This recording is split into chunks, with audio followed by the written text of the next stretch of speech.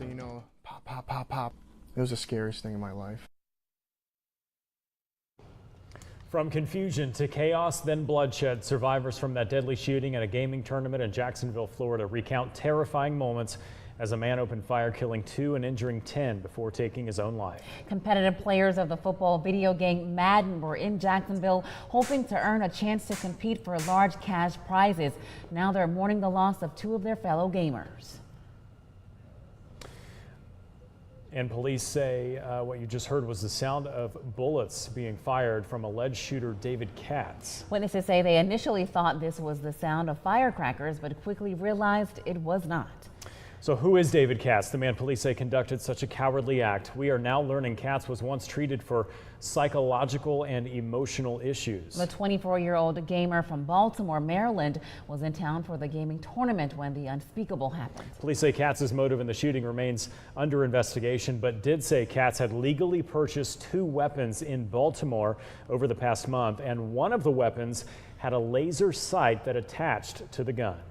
Good evening and thanks for watching WGXA News at 10. I'm Mikkel Williams. And I'm Aaron Leedy. We have team coverage tonight following all angles of this tragedy. We begin with WGXA's Tavares Jones joining us live in Jacksonville. Tavares, investigators are still piecing together why this all happened.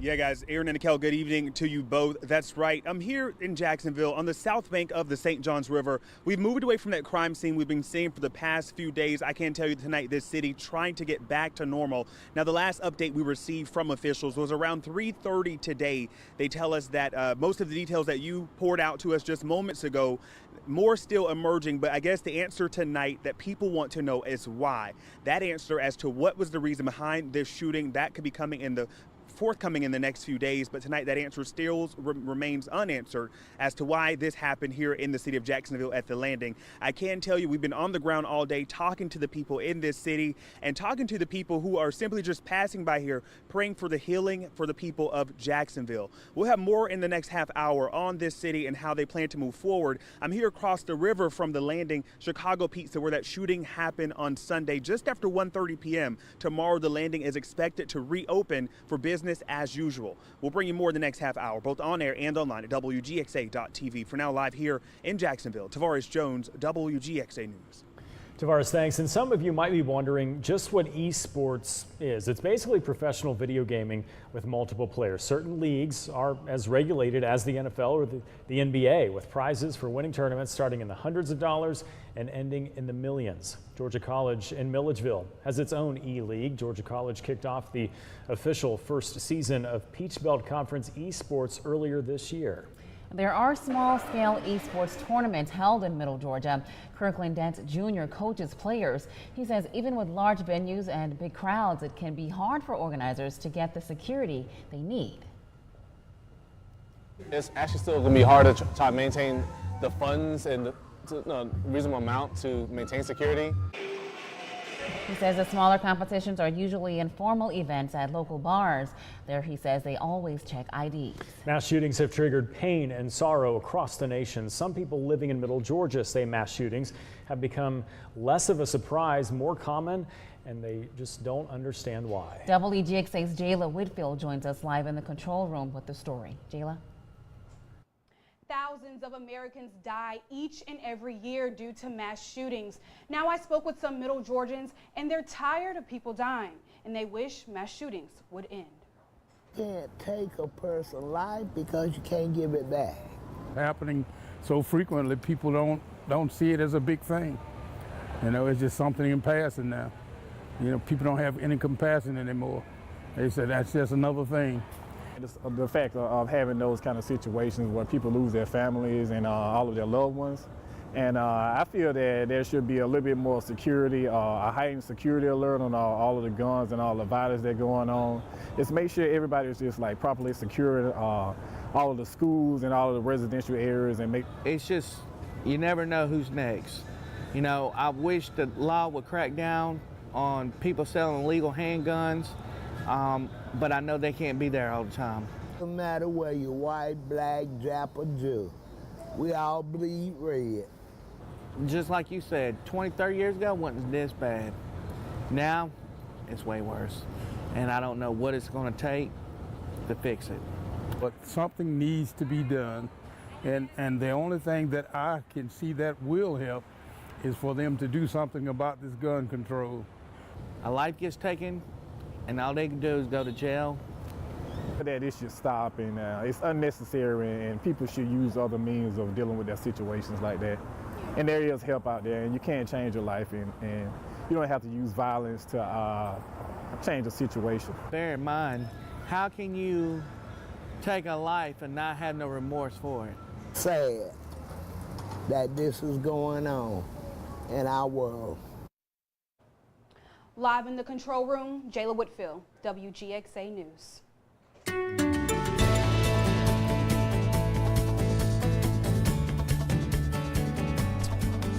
Tough story that we'll continue to cover here at WGXA News. We'll have more throughout the course of this hour. We do want to transition to your weather forecast tonight. Welcome into the Weather Center. I'm Chief Meteorologist Jeff Cox. Current time 10:06. A comfortable night across the mid-state after a hot afternoon. We were back in the 90s, back above average. Our high in Macon was 94. Tonight we've got most of the area in the 70s. 79 in Milledgeville and Irwinton. Already 73 in Dublin. 79 also on the map in Warner Robins. Here in downtown Macon, it's 81 after that high of 94. No wind to speak of. A few folks out and about running some late night errands. Let's look ahead to Tuesday with our school day forecast. I think you'll wake up to the 70s at the bus stop, already in the upper 80s for lunchtime, and certainly those low 90s expected for the ride home. I can't rule out a couple of thunderstorms, but nothing widespread expected. Coming up later in the half hour, it's not just the hot days we have to worry about, it's the warm overnights. We'll break down why it's so important. Plus, routine storm chances. It'll be easier for me to tell you which day has the lowest storm chance, so we'll do that. Plus, it's been 10 years since Tropical Storm Faye impacted Middle Georgia. We go to the archives and show you the damage left behind. That plus your 7-day forecast is still to come. People all over the country are continuing to mourn the death of Arizona Senator John McCain, who died of cancer over the weekend. McCain will lie in state Wednesday in the Arizona Capitol on what would have been his 82nd birthday. On Friday, he'll lie in state in Washington, D.C. One Middle Georgia man says during his Navy service, he worked in the same building as John McCain's father. He says he remembers when they heard McCain was shot down in the Vietnam War. Later, he met McCain himself in Georgia. Like meeting someone that you had served with, and we both felt like, or I had the impression that we both felt like we had served with each other, even though we served at different places and at different times. But we had that common bond of being Navy veterans. In a building where 535 people are all trying to make their mark, you could argue John McCain did so in a way that few, if any, ever do. And that's why Capitol Hill is not only reeling tonight, but also reflecting on the lessons learned from working with him for 36 years. Chief political correspondent Scott Thulman now with how John McCain's effect on all things politics.